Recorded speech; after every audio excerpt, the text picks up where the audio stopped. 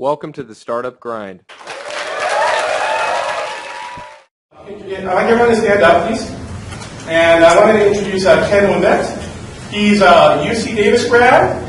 He has a PhD in chemical engineering, so you can call him Dr. Ouimet. He founded Engage3, which is acquired by SCP, and he currently is co-founder of Engage3, which actually has received 20 patents and 12 million funding, and actually has made the list of Inc. magazine's fastest growing companies. So with that, please give him a big round of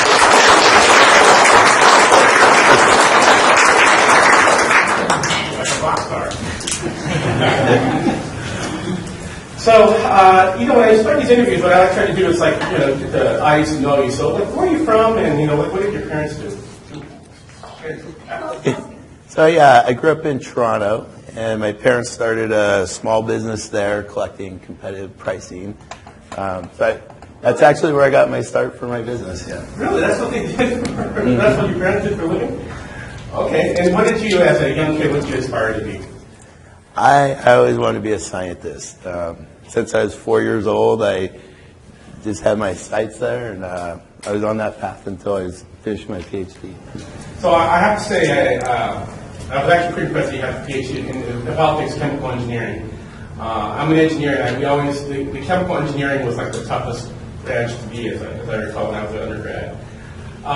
So you got your PhD in 1995, and you started Chemetrix like 3 years later. And it was like something that's totally different. So how did it come about? Yeah, well, it relates to my parents' business. So my dad saw all the managers going across the stores collecting each other's prices. So he thought, why don't I just collect that data and sell it to them? So as little kids in a small family business, my brother and I were traveling across the country with my dad, going into stores and writing down prices. Really? So you would actually have a notepad and say... Yeah, it was 1970s. We had a pad and paper and manual typewriter to type up the reports, and that was the data business in the 70s. Did they ever run after you and what are you doing? I had a lot of people talk about child labor. Child labor. Or did the business chase you out, for... Yeah, we got kicked out. We got kicked out a lot. Walmart's loved to kick us out. Okay, we see some of the pad and paper, couple grants, that's not a good thing. So tell me, what is Chemetrix? What do they do? So Chemetrix was my first company we started, and my brother and I got the idea. I was finishing my PhD in physics, and my friends were going to Wall Street to model the financial markets. And I started thinking about the family business, and why not apply physics to the retail markets? So we started Chemetrix in the 90s. We raised venture money to help retailers optimize their prices. So you didn't do anything with your chemical engineering degree? No, that was my chemical engineering degree. I know, but you didn't... No, I didn't follow a classical path. You didn't you didn't work for an oil company. I think was usually what they did. That is exactly where most of them go, yeah. So one of the things when I looked at Chemetrix, it seems a little esoteric. Only a few people might understand. Do you have a hard problem selling the concept of data? Yeah, that's a great question. So Chemetrix, I would describe it as a technology-driven company, not a market-driven company. So when we started it, we had a really big idea for what price optimization could do, and we knew that by being smarter on pricing, if you look at a retail organization, they typically survive on a 1% net profit margin. That's very narrow. So it's a really tough balancing act to get the pricing right. So I realized that's a perfect problem for data science and for machine learning. So we started at that in the 90s. At that time, there's rule-based pricing systems that they're looking at to automate the pricing for about 100,000, 20K a year for support. And we're trying to come in and say, no, you need something more sophisticated, price optimization, which they didn't understand, and it's going to cost them $1 million plus a year, a couple 100,000 a year to support. And they're like, no way. And any marketing person would tell us we're crazy. How did you get your first customer? How we got our first customer was we convinced them to do a pilot, and we did a number of pilots. So we we wanted to prove it. So we do a focus and control test, and we'd show the value that we could create. And the first one, actually Rayleigh's was our first one we did a pilot with. But once it got up to the executives, they didn't want to go forward with it. And that's when we realized it was more than just the value. Like, we were able to show that we could drive, it was consistently about 1% of sales we could drive to the bottom line. So, if it's a regional retailer, it might be $4 billion a year, 1% of the sales would be $40 million a year incremental profit. So this is one of the highest value point solutions. But just doing that, I thought, I was very naive. I thought once we showed that value, the CEO was going to go, okay, done, roll it out. That wasn't the case. And until we really brought it out of the black box, we gave the merchants a way that they could see it, they could interact, user interface, and get the rank and file to support it and not be fearful it was going to replace their jobs or they weren't going to understand it. That's what it took for it to really start kicking. So you actually have like a dashboard or something for them to see? Yeah. And they also, for them to be able to override, see why did it change the price, be able to override the price, that they were in control, not a black box. So after your first, so Rayleigh's wasn't your really first successful customer? No, I would say Buy.com was our first one. Okay. And that was actually a really important one for us. We were raising money, and you always, starting a company, you always have the chicken or egg problem. How do you get your customer? If you're not funny, how do you get funny? If you have a customer. So I was talking with a venture capitalist in the Bay Area. It's one of the larger ones. And he says to me, we go down there, and we're bright-eyed, bushy-tailed, presenting our business. And about 10 minutes in, and these guys pride themselves on being really smart, he says, well, what about Buy.com? And I really didn't look at the internet retailers because they didn't do much revenue. And so I don't know, Buy.com. He says, they sell everything it costs. They make their revenue on advertising. Game over, guys. He goes, there's no more pricing. Bye. And we drove all the way to the Bay Area. We have a 10-minute meeting. He kicks us out. He's like, there's no more pricing. I mean, I was so pissed on that ride back. I'm like, what is he saying? And then I realized, if they're really doing that, they're losing a lot of money. So I called him back and I said, can you introduce me to Buy.com? So he introduced me to Buy.com. That was our first customer. So what was what kind of success did you see at Buy.com as your first customer? We saw better success there than we did anywhere else. They didn't have a pricing department. So usually retailers have a pricing department, and there's all these constraints they put on us. They didn't have a pricing department, so we had this is back in the 90s, we had it repricing every night, machine learning, and we saw 4% of sales to the bottom line. It's huge. So that was phenomenal. So that was like your first case study. So did after that first success, did it sort of snowball, or? Yeah, after that one, so we had actually a really interesting pricing thing with Buy.com. So I always wanted to charge a % of the value we create. So I always want to put money where my mouth is. We'll measure the value. I want 10% of it. Brick and mortar guys, as soon as we got this CFO, they're like, you're not getting a piece of our action, We'll do a license and that's it. The internet guys were more progressive, so they were entertaining that, but they said, well, we're going to cap it. $1 million, you go up to $1 million, then we're going to cap it. Within 3 months, we hit the $1 million cap, and we saw so much opportunity to make more money, but since we were capped, we took all of our resources and we put it on another account. So I learned a really important lesson about that. It's really important to align pricing, incentives, and the caps can kill it.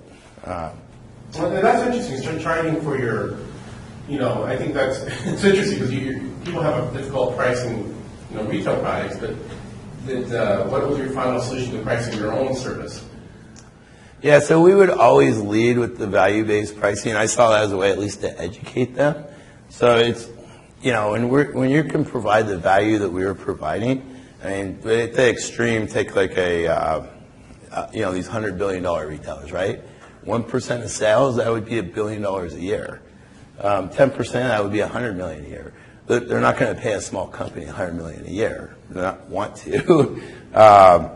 So that was our challenge: is how do we get our fair share of that through the pricing? So we would lead with the value-based pricing. They would never want to go for it, but at least that helped them understand the value. Then we would come back from there. Okay. So I guess you actually, before I remember the question, you were talking about machine learning. So machine learning and AI is really hot, but you were doing that in the 90s. So tell me about your experience with machine learning and how did you go about that? Well, my first experience was we developed the algorithms and stuff for, like, early 90s is when we were developing those. We didn't start raising money until later 90s. But when I was raising money, it was really funny because I was packaging it as AI, and I had one venture capitalist, nice guy, sat me inside and he goes, "Look, you really can't call it AI." He goes, "We lost a ton of money in the 80s and AI. You come in and say AI, nobody's going to want to talk to you." So then we changed it, and we didn't call it AI. We call it price optimization. But now AI has come back into fashion. I interviewed someone a year ago, and he says he only invest in AI. That was like a big thing. He has a whole AI conference now. So, and actually now it's a lot easier because they have they hook it up with IBM Watson, and Google and Amazon have these AI machines. So you get to a certain point, it seems like with key metrics, you actually got successful that you got acquired by SAP. How did that come about? Yeah, so we did really good with Keymetrics. It was Inc. magazine top 20 fastest growing companies a couple years in a row. Then we got acquisitions. There's a lot of luck too and timing. We got really lucky that SAP and Oracle were in a war over retail. So they both strategically were focused on retail. And Oracle had just won 2 deals. SAP lost them to Oracle, and we were the third one to come up. And SAP said, "We're not going to lose this one."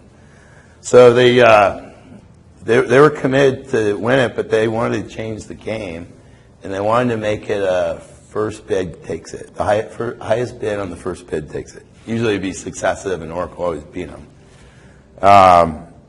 And then they found out that one of our investors was the first investor in Oracle, and Larry Ellison's mentor, Don Lucas. And his son was on our board who had the same name, and they kind of freaked out. So we had to take Don aside, and we had to, firewall Don off so he couldn't be part of it. SAP ended up outbidding Oracle, so we went with SAP. Did you say what the acquisition price was? It was close to $200 million. Wow. So, in retrospect, was that a good thing? Were you, some people I've talked to, they sold their business, they think they shouldn't. Did you feel that was a good time to leave? I did. So my intention was never to sell my business. I saw a huge opportunity. But raising money, typical thing you run into starting a company right out of school, I started right out of grad school, is the VC wants to see you have a CEO. So I hired a CEO, didn't have quite the culture I wanted. So it was an opportunity to sell the company, get some money, and restart and create the culture I wanted. Okay. And then it seems like you kind of had a comfortable life, because I think you were still with SAP, you had your acquisition. So what inspired you to start Engage3 a few years later? Yeah, good. So SAP was, that was the first time I worked for a large company. They made me their chief scientist. I had a really cool role there, and for once I had lots of resources. I could go anywhere I wanted around the world. I could organize, if I needed to know about an industry, I could organize an industry session in that country and be educated, and that was really fun.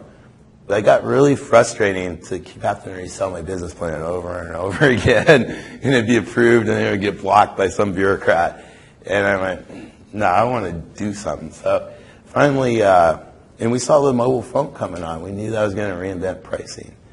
And we always had a vision to go one-to-one with pricing, and we knew that was 10x bigger than what we were doing. So we decided to start Engage3. All right, so actually, what does the name Engage3 come from? First? The name Engage, so when I was at SAP, my role was to take the demand signal from the retailer that we were collecting and bring it up the supply chain and connect it across the 28 industries that SAP's in. And create a demand-driven supply chain, which would be a lot more efficient than how we're pushing products at consumers now. You guys might not realize this, but there's $1 trillion a year spent in trade promotions. And so where is that? What do you mean by trade promotions? Yeah, so if you look at a manufacturer like Procter & Gamble, they'll have two big marketing funds. The consumer marketing goes direct to the consumer. That'd be like newspapers, magazines, TV commercials. That's typically 25%. The big one, 75%, is trade, and it goes through the retailer. So when you see the advertisements from Safeway in the newspaper, or Rayleigh's, and you see Tide $1 off, that's paid by Procter & Gamble. They pay it to Rayleigh's, and then Rayleigh's uses it to fund those offers. There's $1 trillion used globally, worldwide, to fund those. 67% of those fail to break even. It's a huge, huge problem in the industry. So when we started Engage3, I became aware of how big that problem was at SAP. And then I also was frustrated at how we were doing marketing, how we were just pushing things at consumers. What can you explain what Engage3 is? Yeah, that's what I'm leading up to. So it always starts with frustration. You're going to be frustrated something. So I was frustrated at that, and I thought, why can't we do this better? And so what I started thinking about was, how can we help the consumer? Instead of trying to manipulate them, let's help them. Let's help them manage their shopping list. Let's help them find the products they're looking for with the attributes that they want. And let's help them get a better price by negotiating with the vendor. But let's also help the retailer understand what the consumer wants, because the retailers spend a lot of time guessing and wasting their money guessing wrong. And same with the manufacturer. So we can help that whole chain become more efficient. So the name Engage3 represents how we wanted to change the whole way we sell and market to the consumer. We wanted to engage the consumer. And we envisioned that we'd have digital assistants and the consumer would interact with these digital assistants. So let's give them the intelligence to manage that shopping list and to be able to know what you'll consider, what attributes you care about. Tune into that. And then optimize that path through the whole supply from the retailer to manufacturer. So they talks about, the name refers to engaging the consumer. They're not a passive person. We're going to help them. And then we're going to connect it. The 3 refers to consumer, retailer, manufacturer. A win-win-win through the supply chain. Okay. And then the other part is, okay. I mean, I have you have sales reps, so how do you sell this product to, what was your sales pitch? And yeah, so the sales pitch,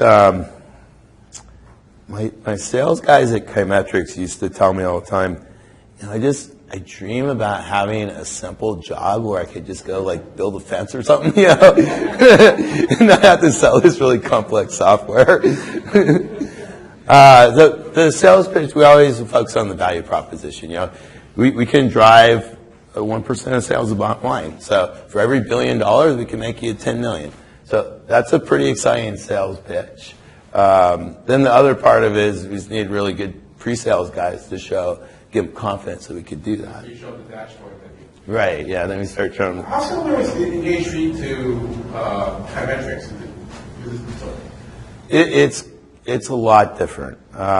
So, in terms of value proposition, yeah, it's about bottom line results. It's about better strategy managing prices. It's about machine learning to manage prices. That's the same.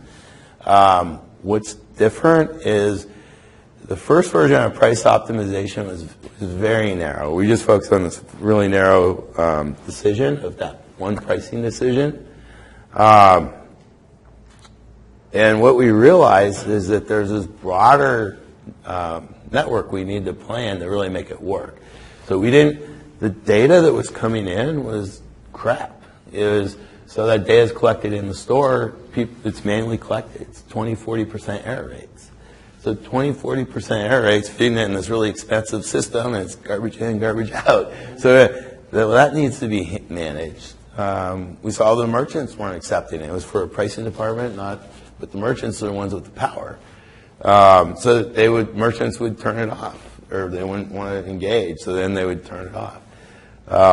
So we need to engage the merchants. So we're working really hard on making a solution that works for the merchants.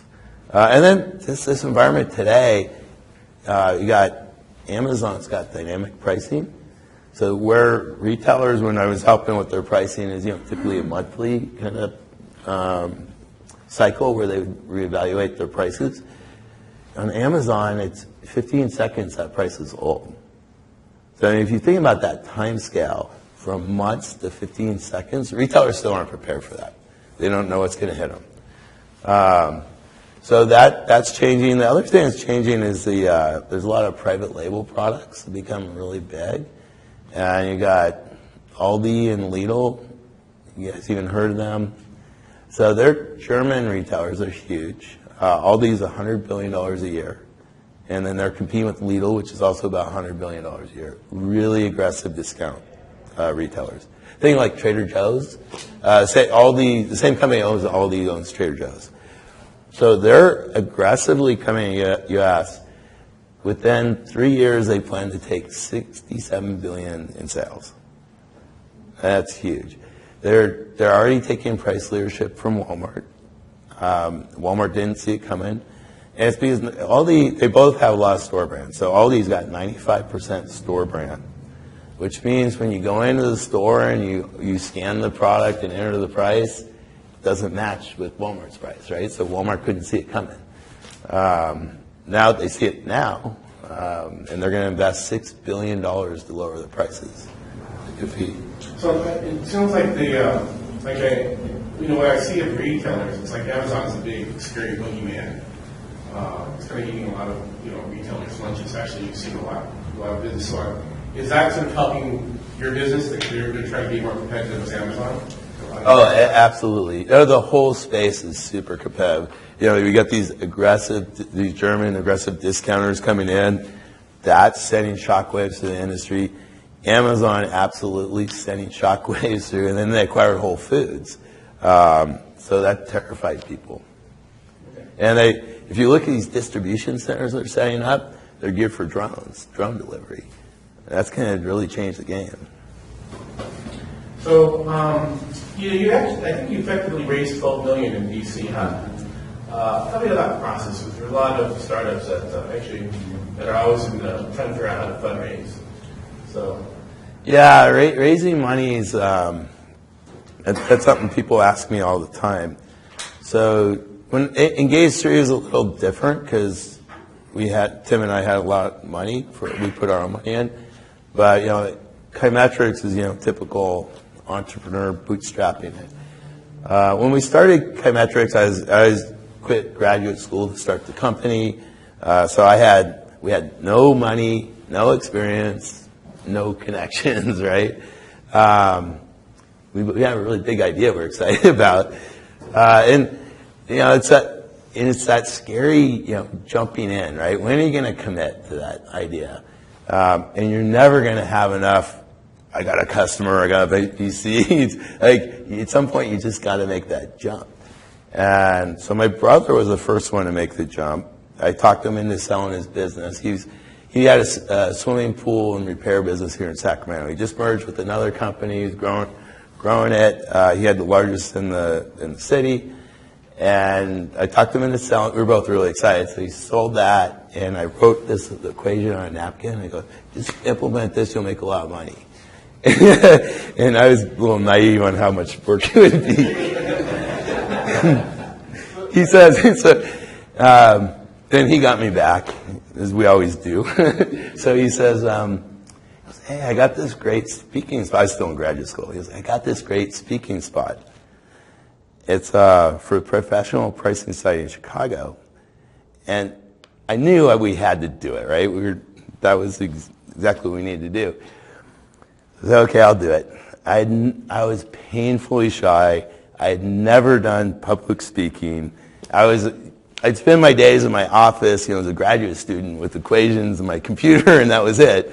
And now I'm going to talk to pricing professionals who I've never talked to before, and I'm going to present to them. And they're paying $1,000 a head to come watch me talk. So that was a little bit of pressure. So we went, and I was feeling really nervous about these guys, all these executives paying $1,000 a piece. And Kmart at the time was really big. There's VPs from Kmart, Rite Aid, Walgreens, Wegmans. But we got a standing ovation in that. And that gave us the incentive to know, oh, we're on the right path. That was before Chimetrics started. That's what gave us we were starting Chimetrics. Oh, okay, that was told us that we really launched it. But that was that commitment's really important, and we kind of pulled each other in through that. But I think reading through your website, you have like 20 patents. Engage3 has 20 patents. Has that, I've talked to, you feel that getting patents helpful, or is it just more of a marketing thing, or just in your mind? Well, patents is a really interesting question right now. So at Chimetrics, I did over 20 patents there.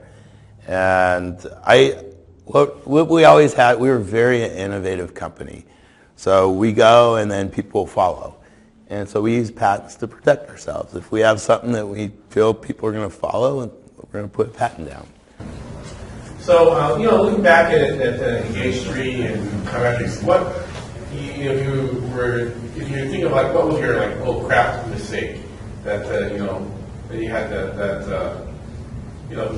that you eventually had to recover? But can you talk about what was your big oh my god, this almost killed us? Yeah, I can tell. One comes to mind, top of our oh god.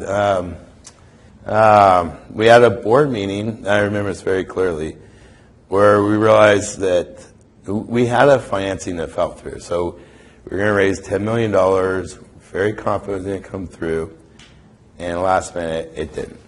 And we always had a contingency plan. We had a contingency, but that fell through too. So then we were really scared.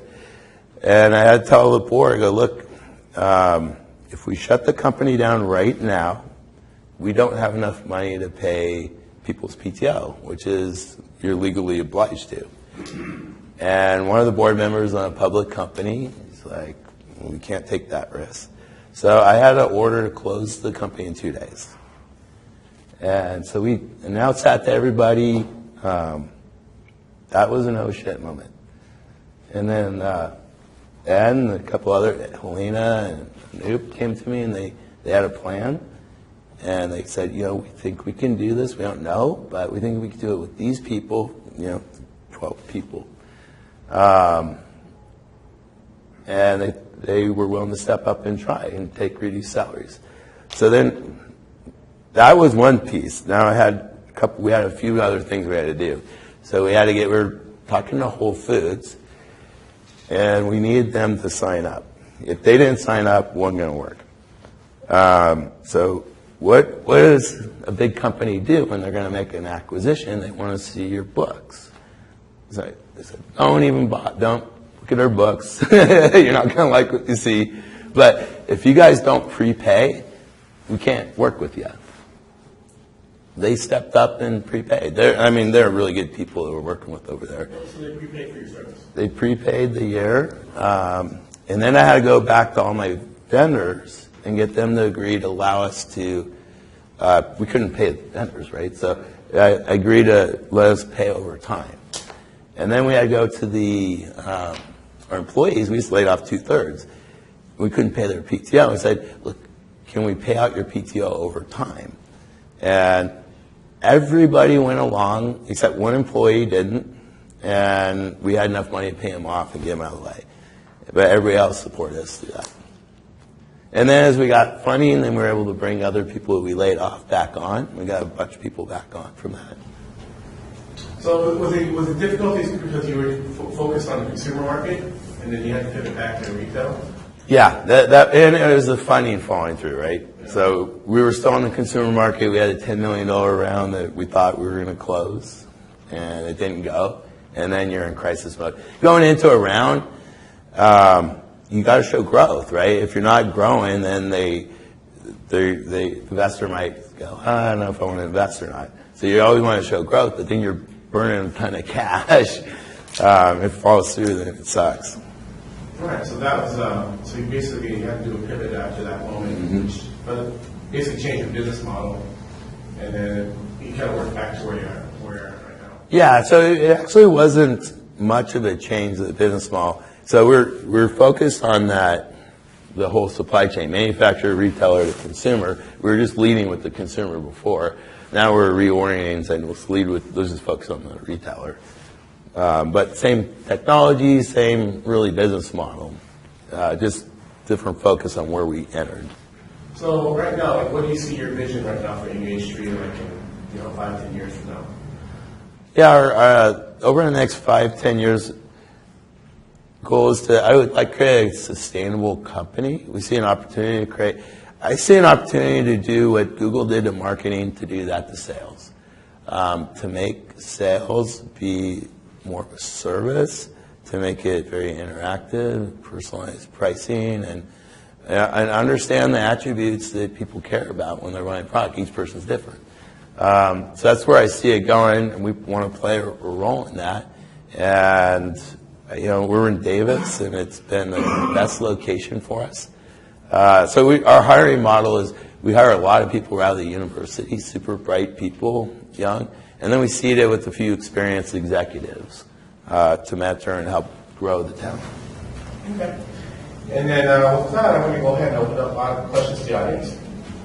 So, and I know you have a lot of people from your company here today. Yeah, they're not allowed to ask questions. That's the echo.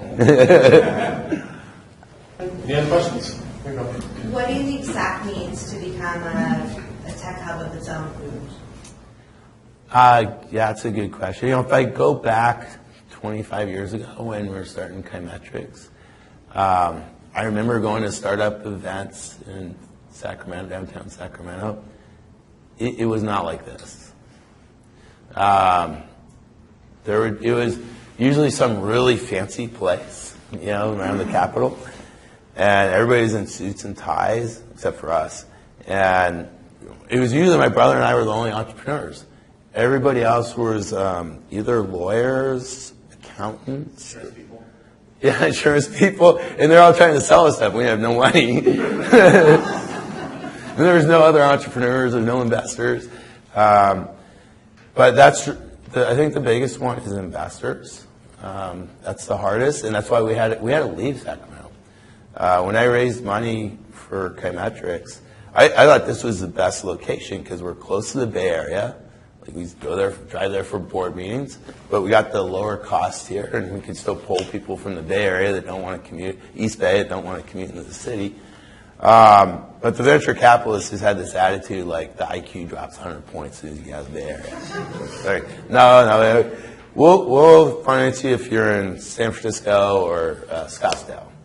So we went to Scottsdale. But now it's different. Like I'm really encouraged by this environment. Moneta's here. They're now a $60 million fund and growing really quick. And then it's another one. Black capital. Yeah. So seeing some VC, I think that's the most critical, is having VC. And then after that, just people that have been there and done it before and can help other people. We're also seeing a lot of companies just coming here from the Bay Area because it's becoming unsustainable. They just move their businesses here. Oh, that's even better. Yeah. Any other questions? I have one more. Let's see. Well, what advice do you have for someone who's looking to leave the Bay Area and plant roots in SAC? Moving a company or just Moving their career, moving their career. So for a tech exec that wants to come to SAC, what advice do you have? The challenging part, like what tech people always look for, is that they can jump to other companies, right? So the options are going to be lower here. There's a lot of big companies and government, which isn't very fun.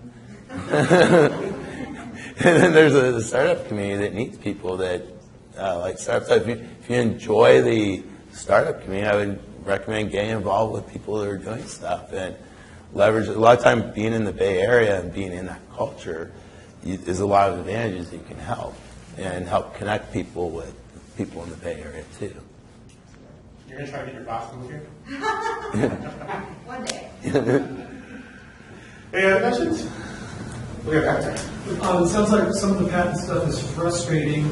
Did you keep some stuff as trade secrets back then, or do you consider now holding more of your IP as a trade secret now, or do you go? Yeah, that's a great question. So I've always only patented stuff that I thought was kind of obvious. You know, I mean, you don't stand with patents; you're always unobvious, right? But if there was stuff that was really behind the scenes that we don't only our scientists know, there's no need to patent that.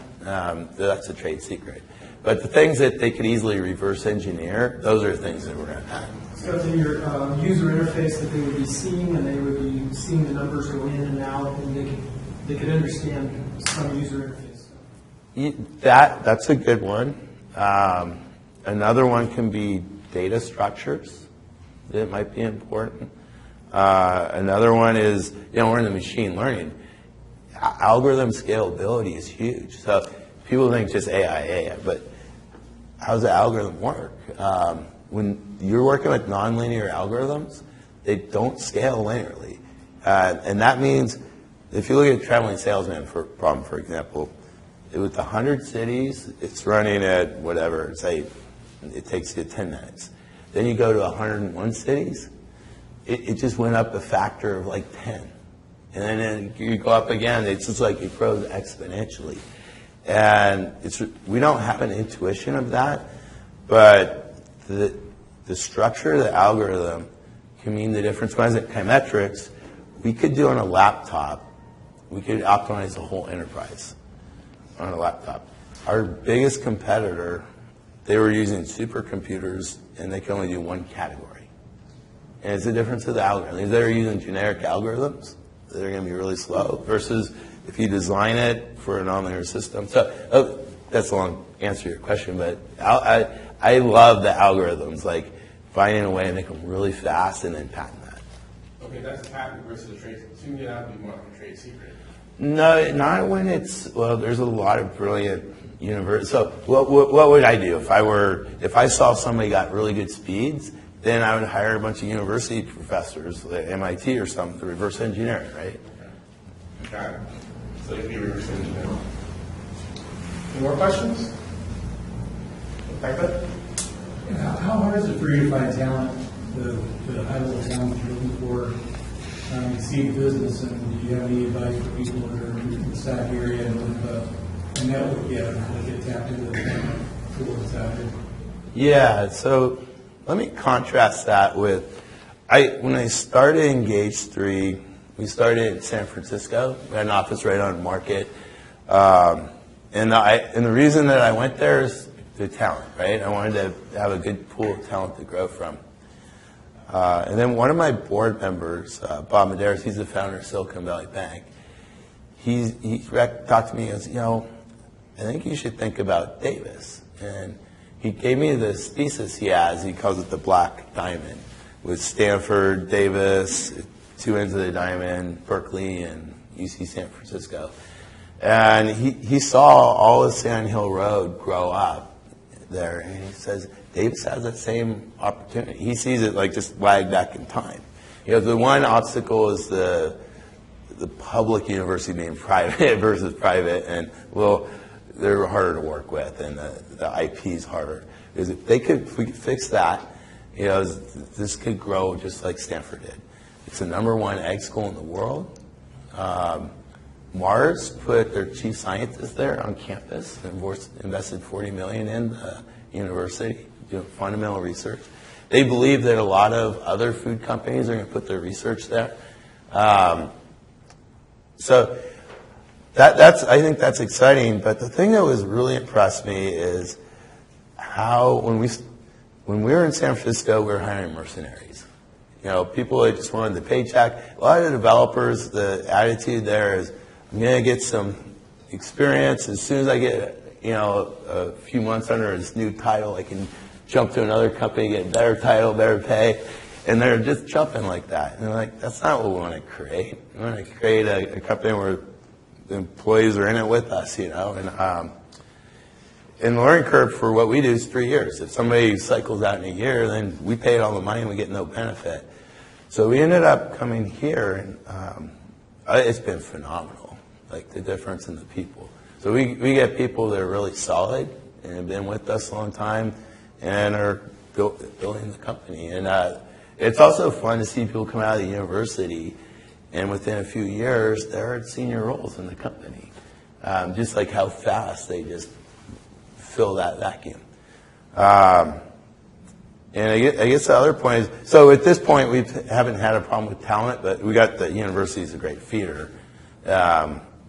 We will have to consider that as we grow. I don't know if we're going to have to open up offices in the Bay Area or somewhere else. Any other questions? Back there? I was kind of curious, does your key metrics actually work in different parts of different industries? I'm actually in the cannabis space, and I actually made some software that's similar to yours, but we aggregate information for all the cannabis users. And I wanted to know, is that something that you guys do for the retailers? Is it sort of similar, basically? Yeah, we could price cannabis. we price crickets. We do everything. We got a small team, so we're putting together our software. Well, it's already put together. Yeah. But your story's saying it's similar to mine right now. Oh, cool. Yeah. It's pretty interesting. I like what you're doing. Any other questions? All right, so go ahead. What do you think the role of Bitcoin in retail is going to be? I know what I'd like to see it be. No, I really love Bitcoin in terms of the design of it and what they've done with it. And it's really interesting. Like the retailers, if you think about it, 1% net profit margin, that's really tight. Well, they're paying 2% to the credit card companies, right? That's pretty extreme. They hate that. So Bitcoin's this environment that would take that out, frictionless. It clears really quick. I think there's a huge opportunity. All right, so my final question for you, who's your favorite superhero? What's the question? Who's your favorite superhero? I never really followed superheroes. All right, well, you're kind of a local girl for us, so we actually made a video game for you. So thank you for coming out and TV show. So it only works on Android, but thank you for coming out and speaking to us.